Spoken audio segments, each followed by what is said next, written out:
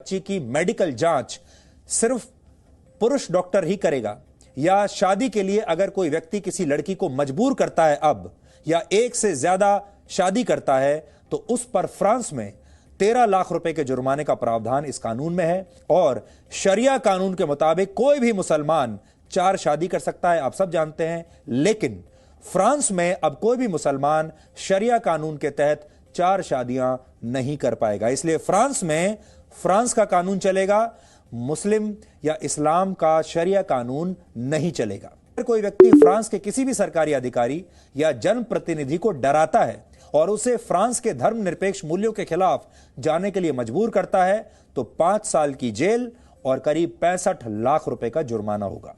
5वीं बात, अगर कोई व्यक्ति अपने बच्चों को अपने घर पर ही पढ़ाना चाहता है, तो उसे फ्रांस की सरकार से पहले इसकी अनुमति लेनी होगी और इसकी ठोस वजह भी बतानी होगी। और सरकार यह भी देखेगी कि घर में आप अपने बच्चों को क्या पढ़ा रहे हैं और अपने बच्चों के, छोटे बच्चों के दिमाग में कहीं धार्मिक कट्टरवाद तो नहीं डाल रहे हैं, और अब इसकी इजाजत नहीं देगी। 7वीं बात, इस नए कानून के तहत फ्रांस के सभी धार्मिक संस्थानों को विदेशों से मिलने वाले चंदे की जानकारी सरकार को देनी पड़ेगी। अगर फंडिंग 8 लाख रुपए से ज्यादा है तो उन्हें सरकार को बताना होगा, और ऐसा नहीं करने पर फ्रांस की सरकार ऐसे धार्मिक संस्थानों को देश से मिलने वाली आर्थिक सहायता बंद कर देगी। 8वीं बात, जिन अलग अलग समूहों और संस्थाओं को सरकार से विशेष सहायता मिलती है, उन्हें एक समझौते पर हस्ताक्षर करने होंगे।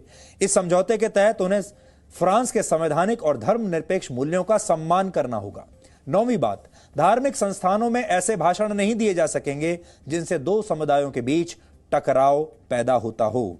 10वीं बात, जिन लोगों पर फ्रांस में आतंकवादी गतिविधियों में शामिल होने का आरोप होगा, ऐसे लोगों पर धार्मिक संस्थानों में हिस्सा लेने पर 10 साल के लिए पाबंदी लगा दी जाएगी।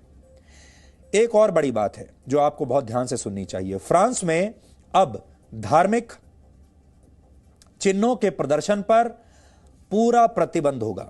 आप धार्मिक चिन्हों का प्रदर्शन नहीं कर सकते। यहां तक कि अब तक फ्रांस के सरकारी दफ्तरों में मुस्लिम महिलाएं बुर्का और हिजाब पहनकर नहीं जा सकती थी सरकारी दफ्तरों में। लेकिन अब इस कानून के तहत जो प्राइवेट कंपनियां हैं उन्हें भी इसके दायरे में लाया गया है, और जो जन सुविधाओं से जुड़ी हुई हैं, जैसे ट्रेन, बस, रेस्टोरेंट्स और दूसरी जो सेवाएं हैं, उनसे जुड़ी हुई प्राइवेट संस्थाओं में भी अब आप बुर्का पहनकर नहीं जा सकते।